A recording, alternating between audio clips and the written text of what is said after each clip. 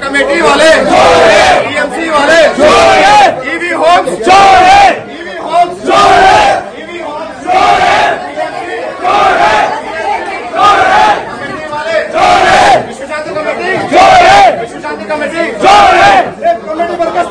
Committee बर्खास्त करो।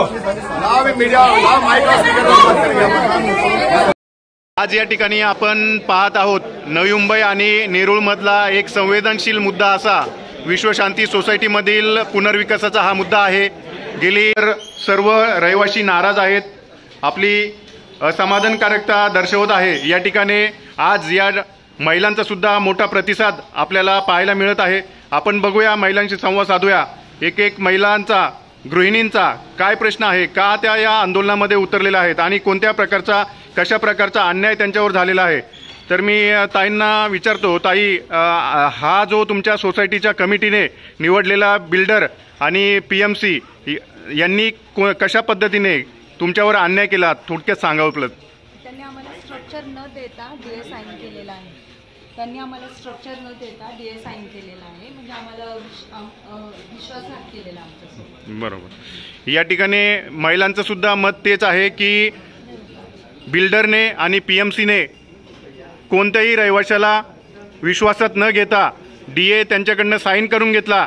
79A form, जसं त्यांनी अगोदर मीटिंग झाली त्यामध्ये पण बोलून दाखवलं, 79A फॉर्म त्यांच्याकडनं साइन करून घेतला, डीए साइन करून घेतलं आणि नंतर जेव्हा त्यांच्याकडनं रेटचा इश्यू आला, स्क्वेअर फीट वाढवण्याचा रेटचा इश्यू आला, तेव्हा त्यांनी हात वरती केले। पुन्हा पुढे ताई आहेत, त्यांचं मत घेऊया। आम्ही काय केलंय, सगळं सोसायटीवर विश्वास ठेवला की हे आमचं चांगलंच करतील, पण हे नंतर उघडकीस आलंय की आमच्या बरोबर खूप विश्वासघात होते। आम्हाला कुठल्याही प्रकारचं काही कागदपत्र, काही नॉलेज न देता, आणि विचारायला गेलं तर काय, तुमच्या नावावर रूम नाही आहे, मालक तुम्ही आहे का, नाही, मग तुमचा बोलायचा अधिकार नाही। मग आता एखाद्याचे मिस्टर समजा गावी गेले तर ती बायको बोलू शकते, त्यासाठी तिचे मिस्टर वारलेच पाहिजे किंवा मग तुम्ही बोलू शकता, असं नसतं ना। कसं असतं, ते एखाद्याची नवरा बाहेर गावी असेल तर तो तिला बोलण्याचा पूर्ण अधिकार आहे, कारण ती त्या घरात राहते। असे गृहिणींचे प्रश्न आपण या ठिकाणी पाहत आहोत। बोलण्याचा अधिकार नाहीये का, आहे। बरोबर। अशा पद्धतीचे गृहिणींचे सुद्धा प्रश्न, ज्यांचे पती बाहेर गावी असताना सुद्धा त्यांना पत्नीला पूर्णपणे अधिकार दिला असता तरी पण त्यांना ऑफिसमध्ये एंटरटेन न करणे, त्यांना सांगणे की तुमच्या नावावर रूम नाहीये, अशा प्रकारचा अन्याय या सोसायटीच्या कमिटीकडनं होताना आपण या ठिकाणी पाहत आहोत। ताई या ठिकाणी आपलं मत मांडतात। सिनियर सिटीजन्सना पण नीट सांगितलं जात नाही, सिनियर सिटीजन्सना व्यवहार कळत नाही। काही लोक गावची आहेत, त्यांना इकडच्या पद्धती माहिती नाहीत, कायदे माहिती नाहीत। असं असताना कमिटीवाल्यांनी त्यांना खरं तर सगळं नीट समजावून सांगायला पाहिजे, पण ते काय म्हणतात, तुम्ही होणार नाही, तुम्ही बोलायचं नाही। जरा मुलं आली बोलायला तर मुलांना नीट सांगत नाहीत, मुलांना गप्पा बसवतात, सांगतात तुला काय अधिकार नाही बोलायचा, तुझ्या वडिलांच्या नावावर घर आहे तेच बोलणार। पण जर त्या वडिलांना समजत नाहीये तर मग त्या मुलांमध्ये नको का पडायला। आणि आता तो मुलगा जर व्यवस्थित मोठा आहे, नोकरी करतोय, त्यालाही काही ज्ञान आहे, असं असताना जर तो मुलगा बोलायला गेला तर कमिटीवाले का बोलून देत नाही। बरोबर। आज हाच मुद्दा, आज असाच मला एक कॉल आला आणि त्या ग्रहस्थाने सांगितलं की विश्वशांतीमधील जे वारसदार आहेत ते या ठिकाणी भांडत आहेत। तर मी त्याला सांगितलं की जे ग्रहस्थ आहेत, जे सिनियर सिटीजन आहेत, ज्येष्ठ नागरिक आहेत, ते सुद्धा त्यांच्या बरोबर आहेत, म्हणून सिनियर जे आपले तरुण वर्ग पुढे आलेला आहे। बाकी तरुण वर्ग या ठिकाणी आपण पाहू शकता की जो तरुण वर्ग म्हणजे त्यांच्या आईवडिलांनी तो रूम घेतलेला आहे आणि आता कुठेतरी तो पुनर्विकासाला जाणार आहे, तर याचा पूर्णपणे अधिकार तरुणांना घ्यायचा आहे। परंतु काही कमिटीचं म्हणणं असेल किंवा काही मीडियाचं म्हणणं असेल की फक्त यामध्ये तरुण वर्गच इन्व्हॉल्व आहे, परंतु तरुण वर्ग इन्व्हॉल्व नसताना या ठिकाणी आपण ज्येष्ठ नागरिक सुद्धा या ठिकाणी पाहू शकता। अशा पद्धतीने ज्यांची घरं आहेत त्यांनाच पूर्णपणे पुनर्विकास कसा झाला पाहिजे हा अधिकार त्या रहिवाशांचा आहे। या ठिकाणी म्हात्रेताई आहेत। ताई, काय सांगाल, कशा प्रकारे अन्याय तुमच्यावर होत आहे? आमच्यावर असा अन्याय होत आहे, आज मी 8 महिने झाले, हे लोक 8 ते 9 महिने झाले हा प्रकल्प राबवत आहेत। त्याच्यामुळे आम्ही सुरुवातीची मीटिंग आमची जुलेलालमध्ये घेतली त्या लोकांनी, तेव्हा मी सांगितलं आम्हाला तुम्ही 3 बिल्डर निवडले, ते 3 बिल्डर समोर ठेवा, जो आम्हाला जागा जास्त देईल त्याला आम्ही निवडू. सगळ्यांचा अधिकार आहे निवडायचा आमचा, कारण आम्ही इथले रहिवासी आहोत आणि आम्ही जुने रहिवासी आहोत इथले. तर त्यांनी काय तो अधिकार आमचे सगळे काढून घेतलेले आहेत. त्यांनी आपल्यामध्येच निवडलं, डायरेक्ट माईक तोंडात टाकून त्यांनी सगळं आमचे 110 झाले, आमचे 115 झाले असं ओरडाओरड चालू केली. नंतर मला डाऊट आल्यानंतर संशय आला.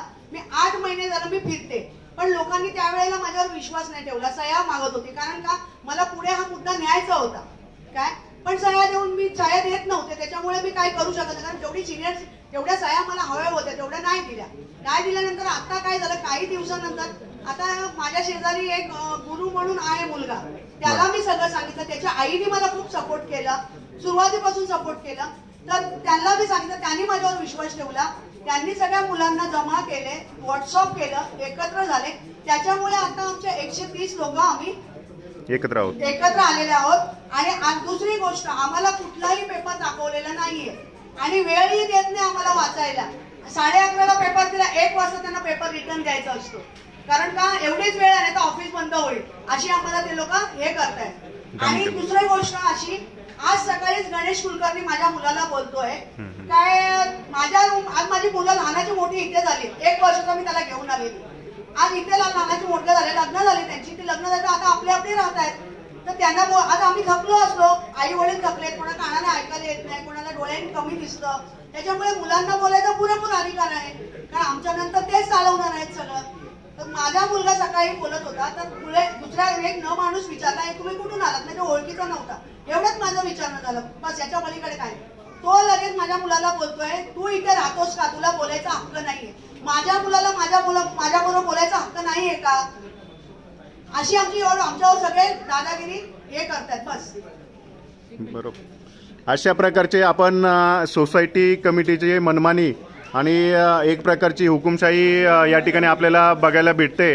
आणि मागे सुद्धा असे काही मुद्दे, आपल्या काही घटना विश्वशांतीच्या सोसायटीमधून आपल्या कानावर ऐकायला आलेल्या आहेत की गाड्या फोडणे किंवा महिलांना त्रास देणे, असे भरपूर काही मुद्दे आणि प्रकरणं या ठिकाणी झालेली आहेत. तर ही हुकुमशाही कुठेतरी थांबली पाहिजे, मनमानी कुठेतरी थांबली पाहिजे. पुढे ताई आपलं मत मांडतात.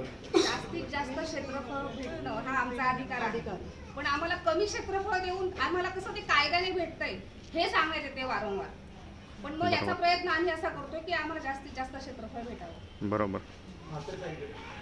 या ठिकाणी सर्वांचं म्हणणं आहे, येथे जमलेले सर्व गृहिणी आहेत, महिला आहेत, पुरुष वर्ग, तरुण वर्ग, या सर्वांचं एकच म्हणणं आहे की जो क्षेत्रफळ आम्हाला भेटलं पाहिजे, जो एरिया आम्हाला ऑफर केला आहे तो कुठेतरी आमच्यावर अन्यायकारक आहे. त्यासाठी आम्ही हे आंदोलन पुकारलेलं आहे आणि या आंदोलनात सर्वांनी सहभागी होऊन आपली ही कायदेशीर लढाईची आहे. पुन्हा ताई या ठिकाणी बोलतात आहे. आमचं काही म्हणणं नाहीये, आम्ही त्यांच्या विरोधात नाही आहोत. सुरुवातीपासून कोणी विरोधात नाही, त्यांच्यावर खूप विश्वास ठेवला सोसायटीवर. आम्ही कधी कोणी ते बोलतील तसं आम्ही केलं. पण आता आम्हाला सगळं हळूहळू दिसायला लागलं तर काहीतरी इथे वेगळं चाललेलं आहे, म्हणून आम्ही हा पाऊल उचललेला आहे आता. आणि त्याच्यामुळे आम्ही युनिटी बनवलेली आहे काय. आणि आम्हाला जास्तीत जास्त एरिया मिळावा, 1 रूम असेल 2 रूम वाले असतील, जास्तीत जास्त क्षेत्रफळ मिळावं हीच आमची अपेक्षा आहे बस. आणि आम्ही बिल्डरकडून जागा विकत घेण्याची आमची ऐपत नाहीये. आमची जागा आम्ही विकत का घ्यायची, आमची जागा आहे ना, मग आम्ही का विकत घ्यायची त्यांच्याकडनं. आणि आम्ही आयुष्यभर कर्ज फेडलं, तसं आमच्या मुलांनाही कर्ज फेडावं का आयुष्यभर. ती वेळ आता नाही राहिलेली आहे. ती तेव्हाचा जमाना वेगळा होता, आताचा जमाना वेगळा आहे. जसं आम्ही हप्त्याने घेतले तेव्हा कशाने घेतले, आम्ही कर्ज आयुष्यभर फेडला. आता तेच कर्ज मुलांनी फेडावं का ही आमची अपेक्षा नाहीये असं आहे. या ठिकाणी आपण पाहू शकता महिला या ठिकाणी उतरल्या आहेत. त्याचप्रमाणे आपल्या या पूर्ण रहिवाशांना एकत्रित करण्याचं काम आणि सर्वांना आज प्रोजेक्टर लावून PPT दाखवून की कशा प्रकारे आपल्यावर अन्याय झालेला आहे याचं सर्व लीड या ठिकाणी गुरुभाऊंनी केलं आहे. तर त्यांचं पण आपण थोडक्यात ऐकून घेऊया. गुरु भाई जी, आज जो आपने PPT और लोगों को जागरूक किया, तो इससे आपको लगता है कैसी सफलता मिलेगी? सर, हमने तो लोगों को खाली सच दिखाया, जो अभी तक पर्दे में रखा गया, जो भूमिका PMC को निभानी चाहिए थी, जो हमारे कमेटी के मेंबर्स को निभानी चाहिए थी, उन्होंने अपनी भूमिका से भागने का काम किया है. तो वो भूमिका हमने रहवासियों ने अपने कंधों पे जिम्मेदारी उठा के हमने सोचा ये भूमिका हमको खुद ही निभानी पड़ेगी, जबकि इसके लिए पीएमसी को पैसे दिए जाते हैं। वो अपनी भूमिका से पीछे हट चुका है। उसकी भूमिका हमने निभा के लोगों को कागजों के साथ प्रूफ दे के एविडेंस के थ्रू समझाया कि मार्केट में नेरुल में ही बाकी जो सोसाइटी जो हमसे छोटी हैं उनको हमसे ज़्यादा एरिया मिल रहा है, 200% तक एरिया मिल रहा है। उसके हिसाब लगाएंगे तो हमारा एरिया 600 से ऊपर चला जाता है, जहां हमको 421 दिया जा रहा है। ऊपर वाले का वो एरिया 1100 तक पहुंच रहा है उसी कैलकुलेशन से, जो यहाँ नेरुल में सेक्टर 24 में बिल्डिंग में हुआ है ए टाइप में। तो यहाँ हमको लग रहा है कि हमारे को फंसाया गया है, हमको जबरदस्ती हाथ उठा के हमारे मत लिए गए हैं। तो ये मेरा मानना है। या ठिकाणी काही ज्येष्ठ नागरिक सुद्धा आहेत, ते आपलं बोलणार आहेत, तर त्यांचं पण आपण मत बघूया। आम्ही आता वयोवृद्ध झालेले आहेत, बऱ्यापैकी इथून पुढची चाल विश्वशांतीचं सुरुवातीचं रजिस्ट्रेशन माझ्या हातून ठाणे कोर्टमध्ये झालेलं आहे। त्या सोसायटीचा मी पहिला सेक्रेटरी आहे। ही सोसायटी निर्माण करण्यासाठी आम्ही जीवाचं रान केलं, रक्त ओतलं या ठिकाणी, आणि त्याची फुलं आणि फळं अशा पद्धतीने पाहायला मिळतील असं स्वप्नात सुद्धा कधी वाटलं नव्हतं। आज ते आम्हाला पाहायची वेळ आली। आपला विश्वासाने गळा कापलेला आहे हे आज आम्हाला दिसू लागलं आहे। तेव्हा ह्या गोष्टीला कुठेतरी वाचा फुटली पाहिजे, हे आपलं सर्वांचं मत आहे।